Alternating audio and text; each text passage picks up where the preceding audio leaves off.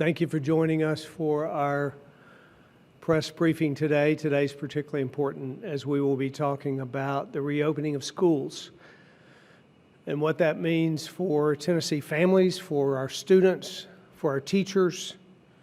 I have with us today Dr. Piercy from Department of Health and Department of Education Commissioner Penny Schwinn to go over those details.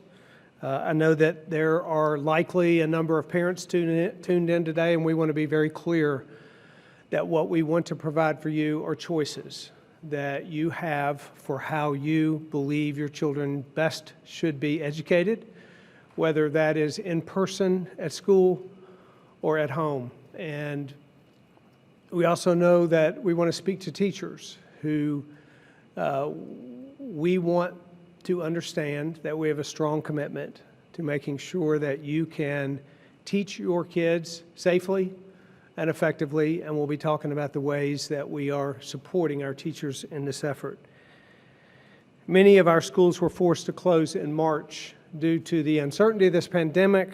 There was much uncertainty, there was much disruption to in-person learning and to extracurricular activities. And like the rest of the country, districts were thrust into a situation of learning how to support kids out of the classroom. And teachers had to work overtime to understand how to virtually teach kids effectively. Parents were thrust into a situation regarding teaching their kids at home and finding childcare options for themselves. So we had a great deal of disruption in the spring, and the last 5 months have certainly pressure tested our health system. They've pressure tested our economy, but these months have been especially cruel to students and to children.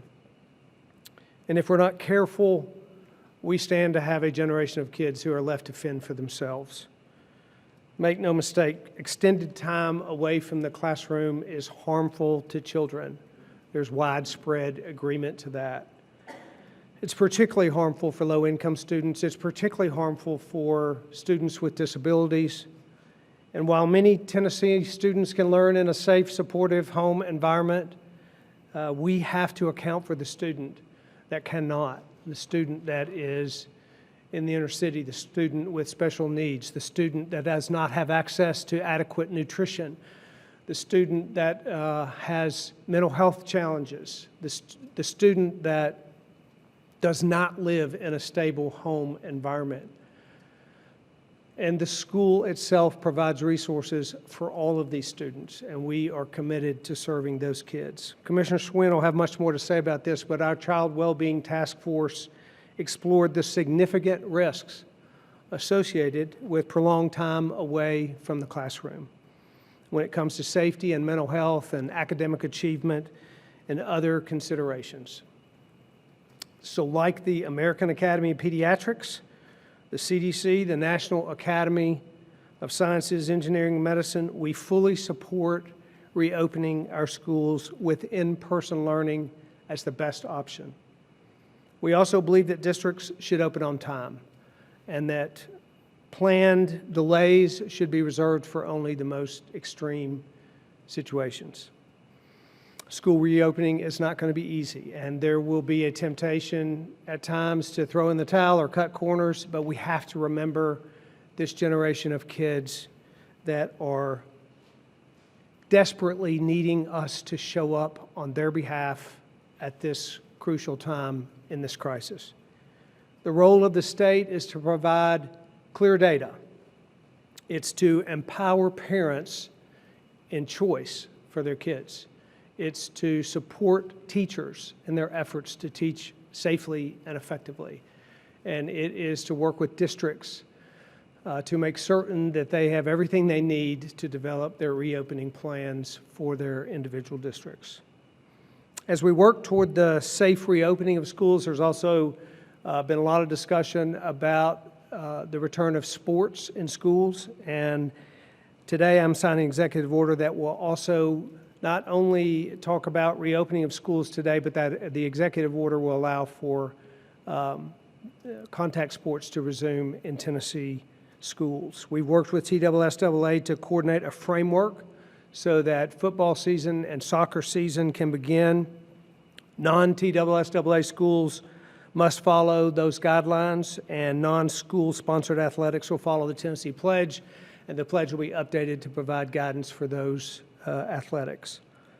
It's an important part of our community, athletics, and it provides a lot of benefits to our student athletes, but however, we have to remember, common sense precautions have to be taken in the midst of COVID-19 in order for any return to play to actually make it through the season.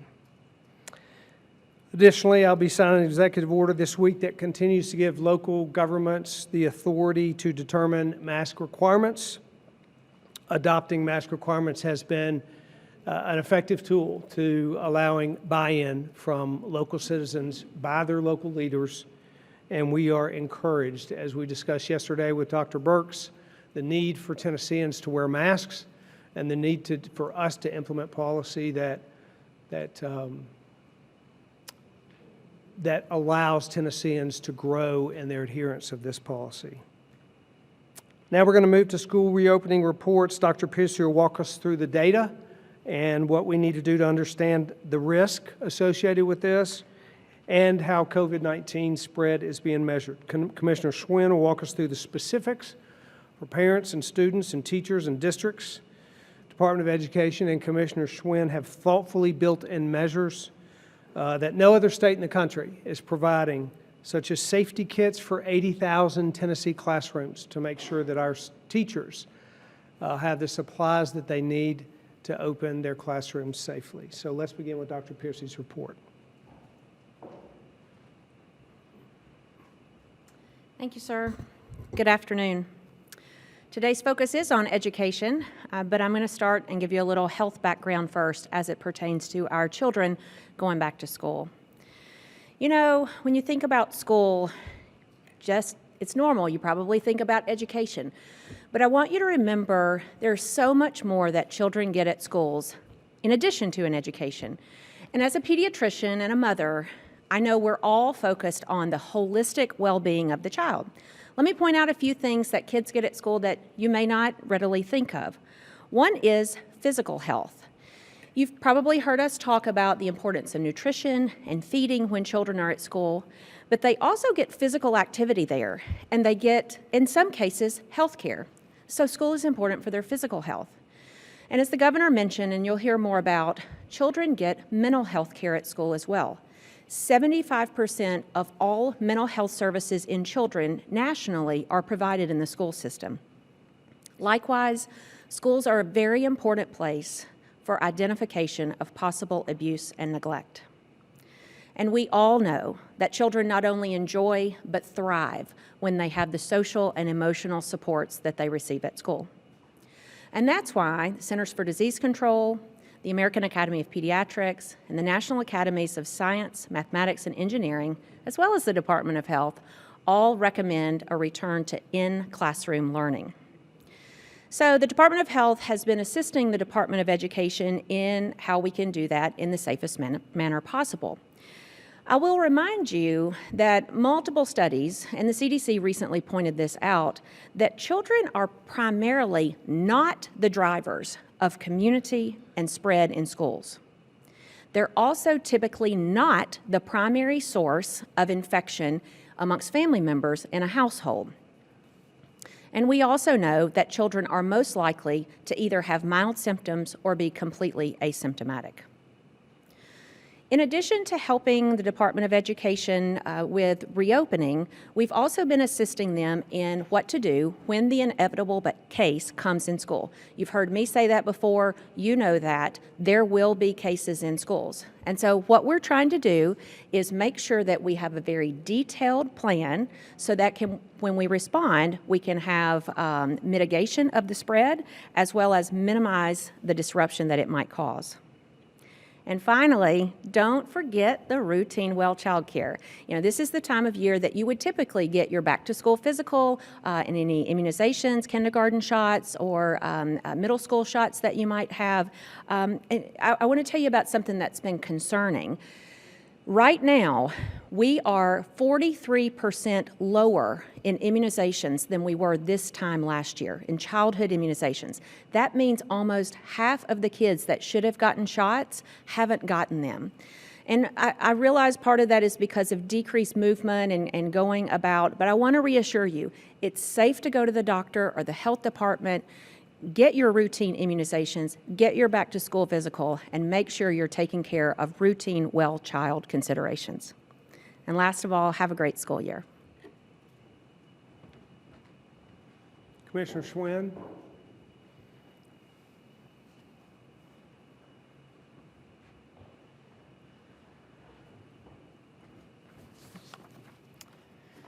So we are officially in back-to-school season, which is typically a very exciting time of year. I know parents, families, educators, and students all anxiously await that first day of school. And this year is going to look different. You've heard that a number of times, but certainly as we prepare for back to school, we have some critical decisions ahead of us still to be made as school systems, and I am here to talk about some of the resources that we will be providing as a state to support our local district schools, teachers, families, and students as they enter this back to school time. I'm thankful to Governor Lee for continuing to support education in Tennessee as schools reopen across the state. And when we think about the new school year, the department's top priorities will continue to be ensuring safe and healthy schools for all children and staff, and high-quality education for all students. We're also thankful to our partners at the Department of Health who have worked very closely with us in strong collaboration to develop some of the tools and resources that you will hear about today to ensure that all of our districts, our directors of schools, school site staff, and communities have the information they need to know how we are protecting our students and staff. The guidance, which has been posted on our department's website as of this afternoon, provides some clear considerations for school building closures based on community spread of the virus, because we want to make sure that districts have what they need to make the best possible decisions for their local communities. Schools are opening now for the coming year. We had our first school open last week, and we have additional openings this week that will continue through September. And so I want to talk a little bit about some of the resources and supports that we're providing. First and foremost, the Child Wellbeing Task Force has been hard at work to consider some of the implications of school building closures that happened over the spring and what needs to be in place as we think about going into this school year. Notably, I think very notably, especially for those who have been educators, we saw that there was a drop in 27% drop during the peak stay-at-home periods in reports of suspected child abuse, a 27% drop. 75% of students nationally receive mental health supports at school. In 2019, approximately 45,000 school-aged children were served for mental health through the community-based system, and over half of our districts said and talked about the challenges of providing these critical services when school buildings are closed. And I think very personally, when we think about what students rely on, what families rely on, millions of students over the summer, and reminder that many of our districts have been closed for almost 6 months, millions of students went hungry this summer. Many students in the state of Tennessee rely on our schools for breakfast, lunch, supper, and snack. And so it is critically important that regardless of what happens in terms of local decisions, we provide all of our students with these critical services and supports to ensure that they are taken care of. Also, when we think about the Child Wellbeing Task Force, they will be putting out a series of protocols and guidance documents in terms of what to do to support at the local level to ensure all of our kids have the whole child supports that they need. We also know that our parents are looking to us for guidance and support on how to help their children, especially when we think about going back to school. And so the department is continuing our commitment to some of these critical resources. Notably, we have an early literacy resource that was released. It helps with videos, at-home tools, et cetera, to support that early literacy work, which we know is really, really hard to do, especially in a remote setting. The PBS Learning Series, our STEAM resource hub, and the Start of Year Checkpoint. We know that with months and months of time away from classroom-based instruction, many of our students are going to experience significant learning loss, and that hits our vulnerable students more than anybody else. It is critically important that we know how our students are doing, and we have the Start of the Year Checkpoint to be able to measure what that loss is so that our educators are empowered with the critical information they need to support closing those gaps and accelerating student progress as much as possible. We also have done a lot of work around advocating for student needs. Technology-wise, the governor has committed $50 million in technology grants.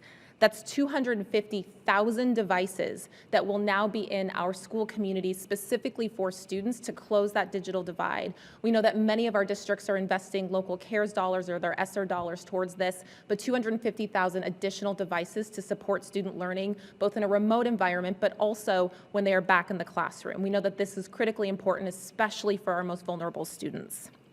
We also know that, as I said, meal supports and food accessibility is something that our students and families rely on. And so we will continue our partnership around the school meal finder so that all families have access to those food programs regardless of the seat that their child is in which they learn this year. As we think about supporting teachers, if we take anything away from today, I think it is that the health and safety of the folks who are in our schools, whether they are children, staff, or teachers, is the most important thing. And so the governor has very generously, and I think very importantly, led the conversation on what we are providing to educators this year. 80,000 teacher kits, classroom kits will be provided. That includes everything from a year's supply of face masks, disinfecting wipes, hand sanitizer, and other needs that teachers will have in order to ensure that they can keep themselves and their classrooms safe. We never want our teachers feeling like they have to take out of their own pocketbooks to make sure that they can keep their classrooms safe and healthy. We are the only state in the country who will be providing a teacher-specific and a teacher-driven classroom kit for the entire year for every teacher. 80,000 kits. Those will be distributed by TEMA, and we are very grateful for their ongoing and continued support in this space.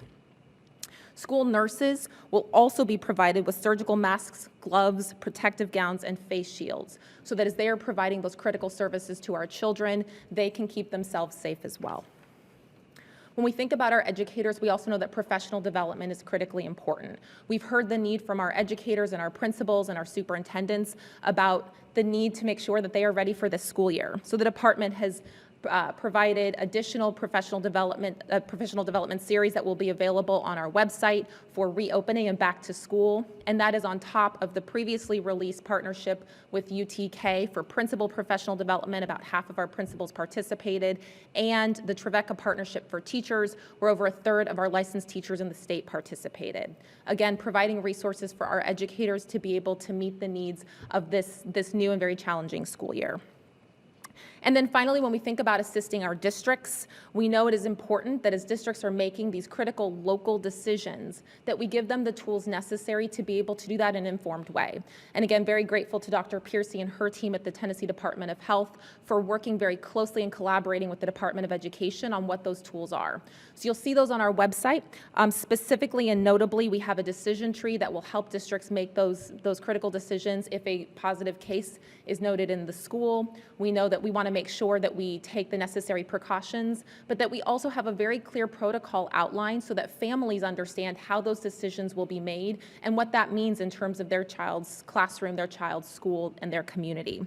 So you will also see a district action team protocol, which will help districts to move through those critical decisions when and if a positive case is noted at the school. We're doing a lot of work on instruction. I'm excited to be able to highlight next week some of that work as it relates to academics, because we know the two things that we are focusing on are health and safety as well as academics. But given that we are critically focused on health for this week, I want to end just by saying that we've got almost 1 million students in this state. We have tens of thousands of school site staff who are there every single day specifically for their children. This is a very, very big challenge that we face as a state and as a country, and we have to keep those folks who are in our school communities near to our hearts as we make these decisions. As I've mentioned before, I've got 3 kids, got 2 who are going to be in our public schools this year. And so when we're thinking about how we're making these decisions and the critical importance of that, please know that as a department, as a state, and I know in our school communities, we are thinking about all of our children as our own. And our most important task is to make sure that they are safe when they go to school, that they have a quality education when they are there, and they come home to us that much stronger and that much better. I want to thank the superintendents across the state, our teachers, our families, and our school communities who have been working incredibly hard all summer to ensure that we open schools as strongly as possible. We will do this together. Tennessee continues to lead in this space, and I'm very grateful for the ongoing support. So thank you very much, Governor. Yes, sir. Thank you, Commissioner. A lot of information, very important time in our state's history. very important that we rise to the challenge to serve the kids of Tennessee who are also in crisis, along with the rest of our population. I'm deeply grateful for the work that Commissioner Schwinn has put in, but again, I want to reiterate how grateful we are to the partnership that we've had with districts. We have had regular communication multiple times a week for months on end to prepare for these days. So we're especially thankful for the work of the districts who have developed plans and are ready to reopen their schools. We're thankful to the teachers who have given invaluable input, and we're thankful to the parents who have given us feedback on how it is, what they want, what the choices they want for their children. I do think that we can lead in a way that will serve our kids well in these unprecedented times, and we are encouraged about where we are today in the process of getting our schools back open and getting our kids back in the classroom. We'll be happy to take questions. Dr. Piercy, Commissioner Schwinn, and others on our team if those arise for them, but be happy to take your questions.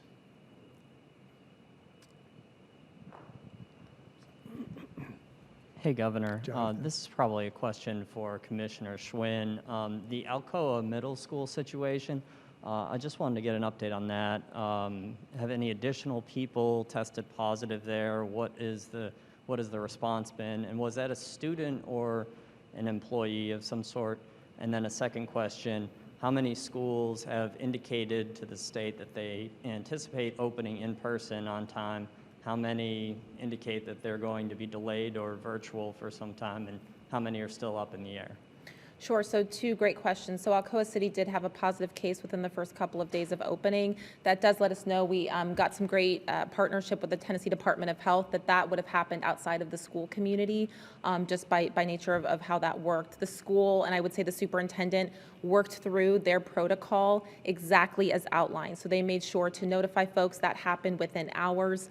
They made sure to take the necessary steps to keep people safe. And so again, I think as we're having these conversations, a reasonable expectation is there will be positive cases in schools. That is something that is going to happen. What is important is that we have all of the safety and health protocols in place to ensure that folks have the resources they need, and to make sure that we are going through the appropriate protocols. Alcoa City did do that. And then I think to your second question, which was? How many schools have indicated they're going to open in person on time versus virtual versus ones that are still making decisions? Sure. So as of right now, and we're currently reviewing what we call continuous learning plans. Those are plans that all of our districts are required to submit, as well as our public charter schools, that talk about what learning looks like in a remote environment to still count towards instructional days. As of today, 145 of 147 districts have plans to open in person for this year. Now, a number of our districts have delayed for 1 or 2 weeks, and for the most part, those districts have said that they wanted a little bit more time to ensure that their plans, they've gone through all of the plans to make sure that they have the resources necessary, the training and professional development supports necessary, et cetera. We're going to have a dashboard that will be publicly posted on the Department of Education's website, and that will give you real-time information on the status of every district, so you know who is open remotely and who is open in person. But as of right now, it's 145 out of 147. Do you know how many are delayed at the outset? I don't have the exact number on me, but at this point, we know that it's approximately a dozen school districts in the state. And was there an additional COVID case out of Alcoa, or is it just the one person at this point? The information that I have right now is around the one case that where that person would have had a positive case coming into the school year. Thanks. Yes, sir. You might as well stay, maybe stay right. Thank you, Governor, and thank you, Commissioners, for talking with us today. I have a few questions. The first one is about teachers. So, Governor, you've talked about how you want to give parents the option of whether they're going to send their kids to in-person instruction or if they will have remote learning. What about teachers? I asked you this, I believe, last week. What are the options for teachers who are afraid for their health? Is there a possibility that they can stay home and still have a job? So we have made the effort, the greatest focus that we've had with our teachers is to provide them everything that they need to be safe to go back. Penny has referenced the PPE and the kits and the guidelines for safety within their classrooms. Our expectation is that those teachers will return to work under those safety guidelines. There is, for teachers who have exposure and have to find themselves quarantined, there's federal guidelines around that pay for those teachers in that situation. But our expectation, our anticipation is that our teachers are, for the most part, going to come back to work. Commissioner Schwinn talked about how the expectation is that there are going to be positive cases in the schools because of how this virus is spreading. So it sounds like you cannot ensure the safety of teachers, though. Can you? Well, we can provide safety equipment for teachers to do everything we can to make certain that they're in a safe environment. Can we guarantee that a teacher may not test positive? That we can't guarantee that. We won't know where. We also don't know where cases come from specifically. You know, that's difficult to track, but we're doing everything we can to create a safe environment, and our expectation is that those teachers will be returning. Thank you. And I have one last question about contact sports. So we're seeing that professional contact sports are struggling to go back because of the COVID cases.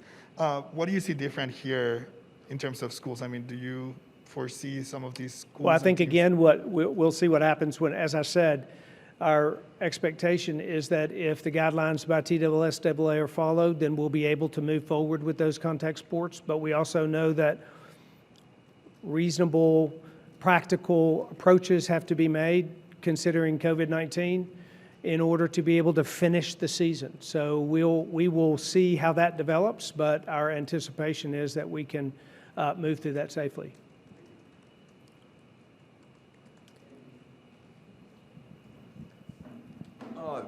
Governor, earlier today there was a Nashville physician who was basically urging you to move to to do the statewide mask mandate and stuff. And he was pointing to your campaign and that you campaign. He considers himself a Christian, and he was saying that basically he thinks you should be doing the walk and making these tough decisions from a religious perspective as a man of faith. How do you respond to that? I think what we're doing is making the decisions that we believe are going to be most effective in mitigating the spread of COVID. And that is a strategy of messaging around wearing masks, a strategy of implementing local leaders who have the trust of their local citizens. And as you heard Dr. Birx yesterday, support that effort and that approach. My belief is that wearing a mask is a safe way to keep our economy open, to keep our schools open, and the best way to implement that in a sustainable way is to use the targeted approach that we're having. So that's my belief, and that's my approach, and that's our effort, and we see it working.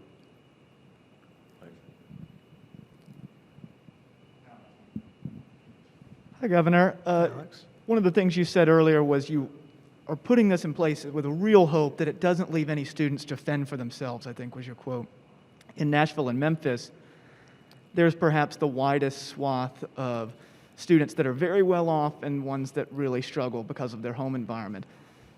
Would you recommend to those two school districts that are doing mainly virtual learning to open up targeted, maybe it's mental health services, maybe it's learning just for disabilities? And I ask you this because I see on here that there's an encouragement to, keep students and staff together in a group and make that be their group sort of as much as you can. And so I'm wondering if you could target that to things, even if students aren't in the classroom from 8 to 3, say. Well, I'll let Commissioner Schwinn talk about our interaction with those districts, but I'll reiterate this. While districts are given the responsibility to make decisions about their own district, our belief, along with a national belief, is that in-person learning is best for students, including in Davidson and Shelby County. We're hopeful that those districts will move toward in-person learning when they believe that it's appropriate to do so. We think it's best for kids. We do believe that many of the most vulnerable kids are in those districts, and they're at the highest risk being out of the classroom. So our hope is that we can work with those districts to get them to implement in-person learning. And Commissioner Schwinn, if I might follow up on the cohorting students and staff into small groups that remain together over time, how would you envision that looking? Do you have an example that you could give of that? Sure. So I think there are a number of examples in terms of how different districts and schools are thinking about cohorting. The department's put out some pretty significant guidance related to all of the various options of what that could look like. So an example might be, let's say, an elementary school. You could have a group of students who naturally stay together, and you make sure that you have the one teacher who's with that consistent group of students. It gets more complicated, of course, in middle and high school, where oftentimes children are moving in between classes. And so one of the things we actually heard from one of our teachers of the year who said, here's what we're doing. We're going to keep students together in one classroom, and then we'll actually have certain teachers who move in between classrooms, allowing them to sanitize their equipment as they are moving. And she suggested that is something that's happening at her school that she helped to co-create with her school leadership. And so I think that's a good example of, if you want to make sure all children continue to have art, you can have that art teacher who is moving classroom to classroom, disinfecting and making sure the students stay together. You can have that for a lot of different scenarios, and we actually see a number of middle and high schools who are moving into that model where the teachers rotate but the kids stay together.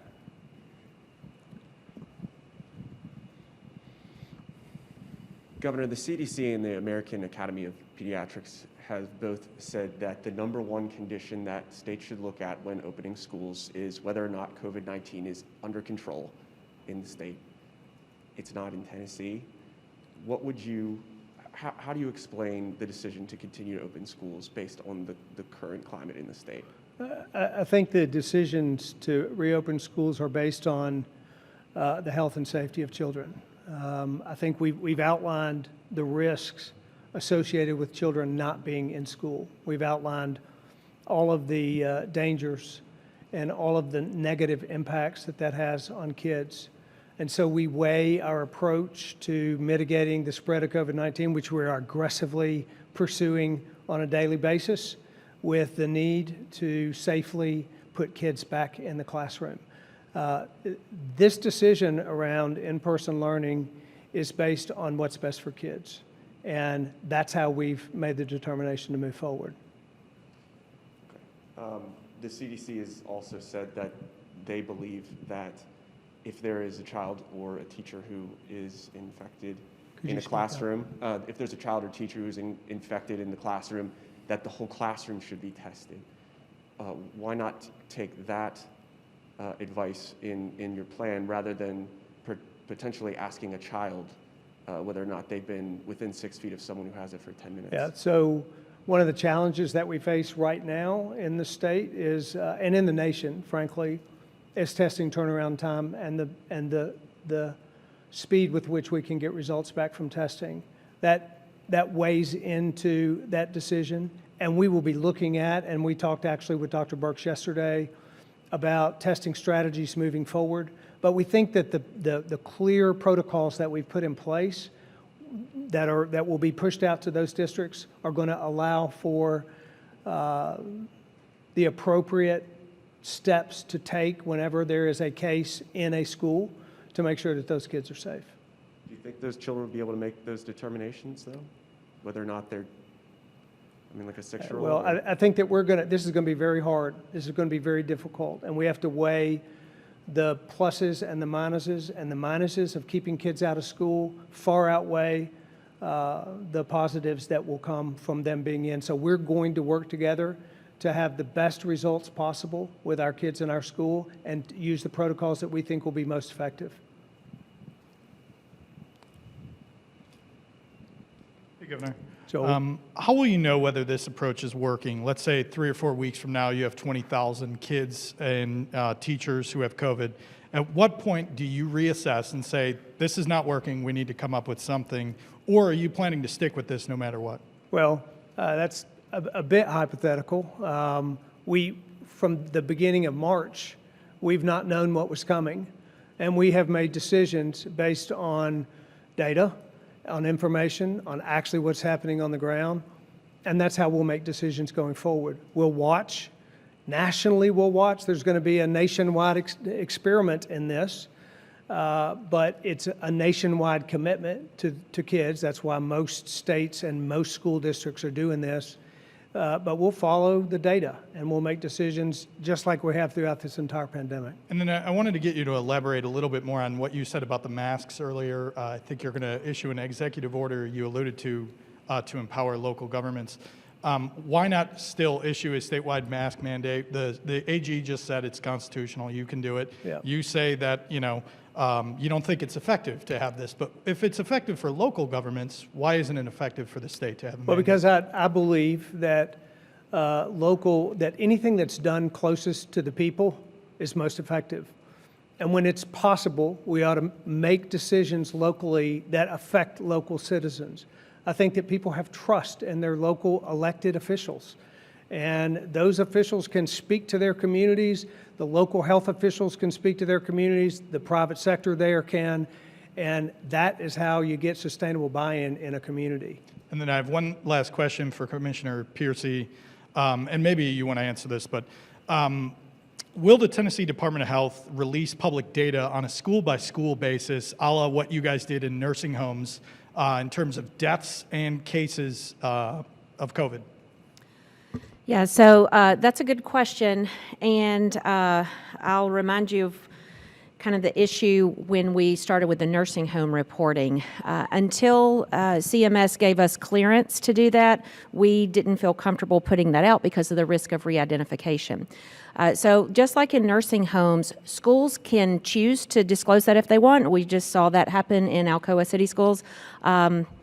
And I think it's highly implausible that in the age of communication and information sharing that we have, that it will be a secret if any case comes in a school. The department will not be publishing that list, but I fully expect schools will oftentimes be able to tell parents, and it'll be their responsibility.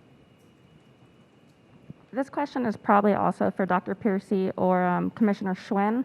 Under the protocols that you've been talking about, the guidelines you're going to offer districts to help make that local decision about when to reopen schools or when to close, depending on cases, would Metro Nashville schools in Shelby County, should they be opening in person then, based off like those current protocols, or?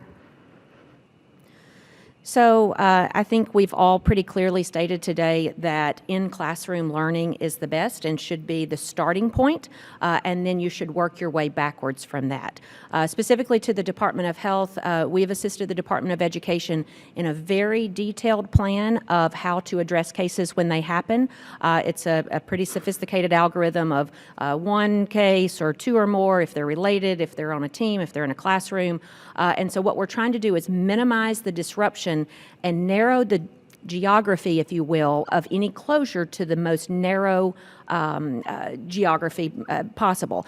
We don't want to put anyone at risk, but we also know that if an outbreak is contained to a classroom, it's probably not needed to close the whole building, and it would be an incredibly rare instance where an entire district would need to be closed. So that's the health expertise that we've been lending to the Department of Education to know how to minimize the disruption when a case does happen. So for clarity on those protocols, are districts going to be expected to follow those and not what they might have already come up with their own local health departments? I know a lot of districts across the state have come up with their own. If they're more flexible or they're more strict than the states, are they expected to basically do away with those and follow the departments? I'll defer to the Commissioner on local autonomy on that. The Department of Health has made a recommendation from a health standpoint, and that's consistent with all of our health departments, and so that's expected to be used statewide. So I think a couple answers to that. Holistically, the Department of Education and the Department of Health at the state level have put out what we think to be a robust set of guidelines to help with that local decision making. Our expectation is that districts are starting with that framing in mind and then thinking very critically about what is required at that local level for some of the nuances that just aren't appropriate at a statewide level. Now, in terms of the school reopening conversation, I'm going to be speaking as a commissioner, a mom, but also as an elementary school principal. When we think about that going back in some of the districts as they're making those tough decisions about reopening, it is really thinking about those younger students. We need to think about literacy rates, and we also need to think about vulnerable populations, children with disabilities, children who speak a language other than English, and children who are young enough where they're not able to actually voice when they have a need. They are hungry, they are suffering from abuse or neglect, et cetera. And so when we think about the consequences and costs of any decision, we certainly understand that with school reopening, it's going to be critical, especially in some of our more urban areas, to ensure that those resources that many of our families get at school are available no matter what the format of education is, but certainly that there are consequences, pros and cons to both decisions. And for those younger students and for those that are most vulnerable in our communities, we want to make sure that we are prioritizing those and thinking about the long-term consequences of any of the decisions and not just the short-term ones. Thank you. And my last question is for the governor. We've seen the state assist with getting COVID tests to prisoners, to nursing homes. Is there going to be a way to ensure that teachers, students, and their families have access to robust testing? And Well, as you know, we provide free testing to anyone in the state. And the challenge we have right now is test result turnaround time, but I was on a White House call today and met with Dr. Birx yesterday here talking about how it is that we can improve that turnaround time. And there are improvements in those turnaround times already, but every Tennessean has access to free COVID testing, including teachers and students and families. Okay, 2 questions for Dr. Piercy. Yesterday, the State Department of Health confirmed 300 people were incorrectly told they are being traced as positive COVID-19 cases because of a coding error. Was that the fault of the state? And if so, do you all accept responsibility for that? So let me provide some clarity on what happened. So there are basically 2 scripts for when a contact tracer calls you. And they're just callers with a script that go right down. In fact, the script may be posted on our website. They're pretty standard. One is for what we call case investigation. So patients who test positive, they get one set of questions, very detailed, where have you been, who have you been around, those kind of things. The other one is for contact monitoring. So you would get a call and you would say, hey, you've been identified as a close contact of someone that was infected. 300 people got called with the wrong script, and so they were asked questions as if they were a case instead of a contact. No one was given inappropriate lab information. No one was told that they were positive. There were no labs, no lab errors there. They basically just got asked more questions than they normally would have. That was recognized in less than 24 hours. It was immediately stopped, and we've put safeguards in place to happen again. So really, it was just the wrong words that were asked, and we've got systems in place. So would that error be on the state then? I don't know where the coding error was, but ultimately, quite frankly, I'm the commissioner of the department, and I take responsibility for anything that happens in the department. Okay, second question for you, Commissioner. We know of one case among the 300 where a man was not COVID-19 positive, but it was told by several tracers that he was being tracked as a positive case. Are you aware of any other cases like that? I am not. The only other piece of information that I'm aware of is that for these 300 that got the wrong script, this was not their first contact. And so they were immediately alerted to, hey, this is different than what we than the previous calls. I'm not aware of any other than the one you referenced. Thank you, Commissioner. Thanks. My question is for Commissioner Schwinn. On the 80,000 kits provided to teachers, when will those kits be distributed? And will priority be given to teachers going back to school in person? Yep, so just make sure I heard your question. When will they be distributed and how are we prioritizing that delivery? Yep, so 2 great questions and glad to be able to get the opportunity to talk about it. So we have those kits. They are going to be distributed through TEMA. Again, cross-agency collaboration on that. So TEMA will be distributing those. Those will be prioritized based on school reopening dates to make sure that we can get those out. They are currently in process. Same thing with the face masks that are going to be provided to anyone in a school community who wants and needs one. Those are happening in real time and all are in process right now. So we are moving very quickly. They will likely go in batch shipments over the course of the year. And also, you mentioned that at least one school in the state has already reopened, with several more opening in the coming weeks. What is the department doing to help implementing these new guidelines very quickly? Sure. So we are in regular contact with superintendents. So first and foremost, we have calls 3 times per week with superintendents. We also do at least once, oftentimes twice or 3 times a week, individual follow-ups with individual districts. We're prioritizing districts as they open. So for the district that is already open, we've been in contact with that superintendent. And then for the couple of districts who are opening this week and next week, a lot of them are doing staggered reopening. So I know Sumner County had their first school open up yesterday.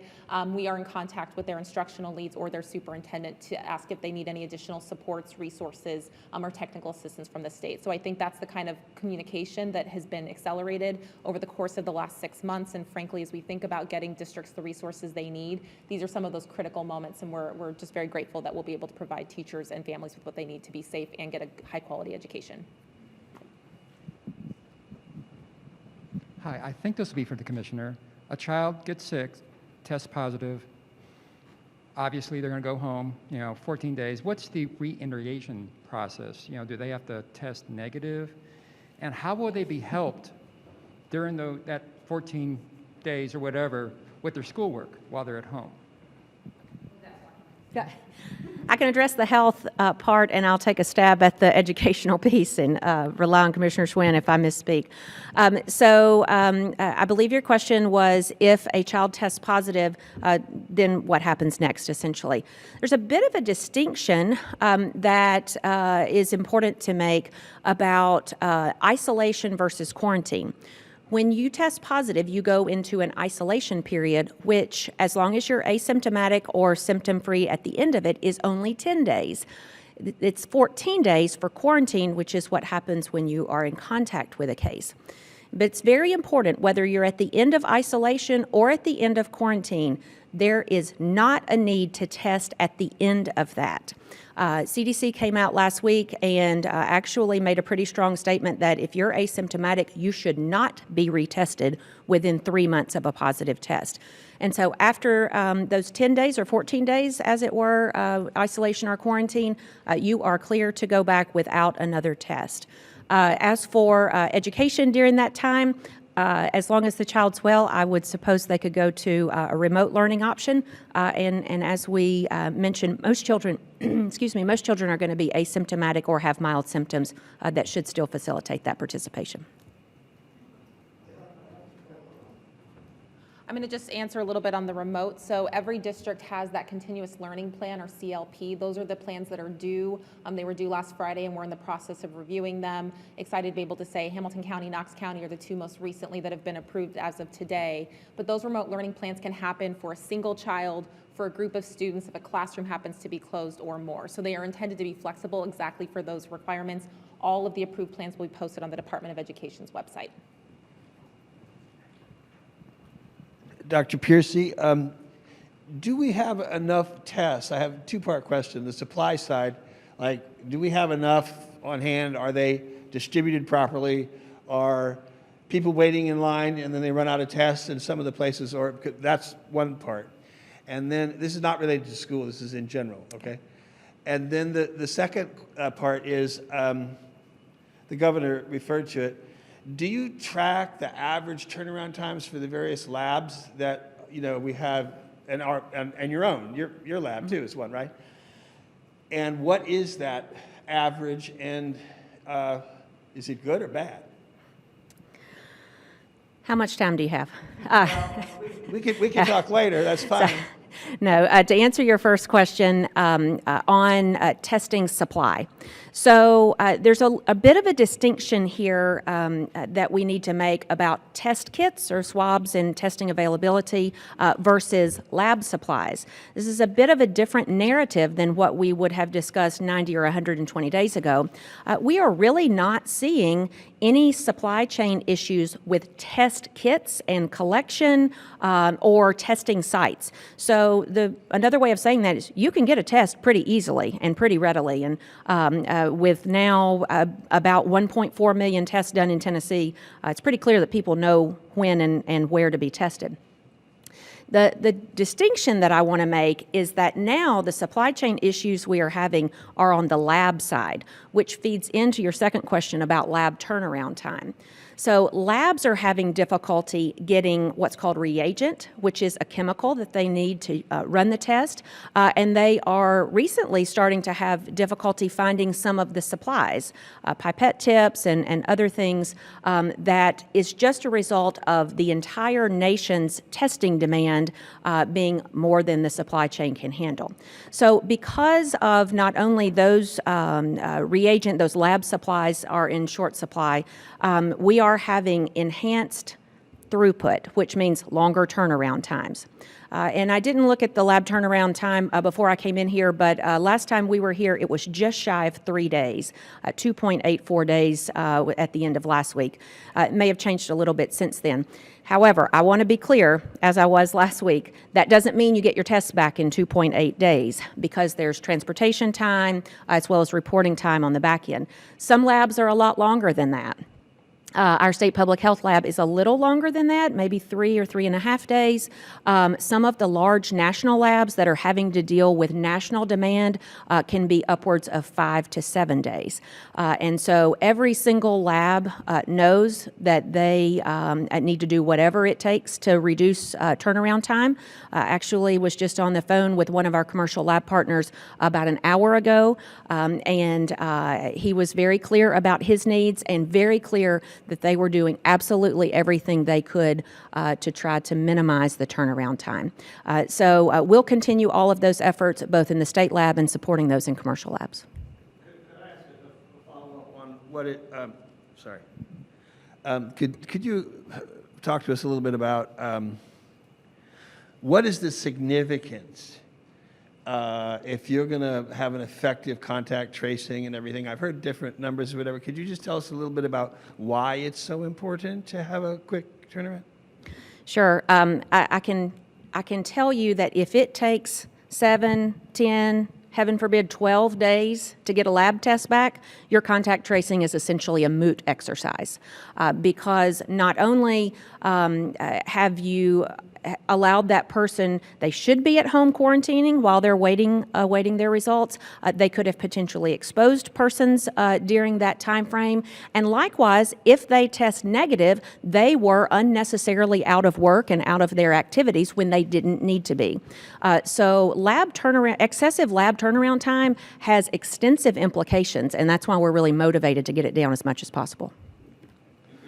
Governor, that's all the time we have today. If you'd like to close. Thank you all. Appreciate your attentiveness through what we believe is an incredibly important time to communicate with Tennesseans about the importance of opening schools. It's an issue that impacts thousands of families across this state, and I'm again grateful for the partnership that we have had from the Department of Education with local school districts, with teachers, with families, all across the state to make sure that we can get our kids back into school, but do so in a way that is as safe as possible.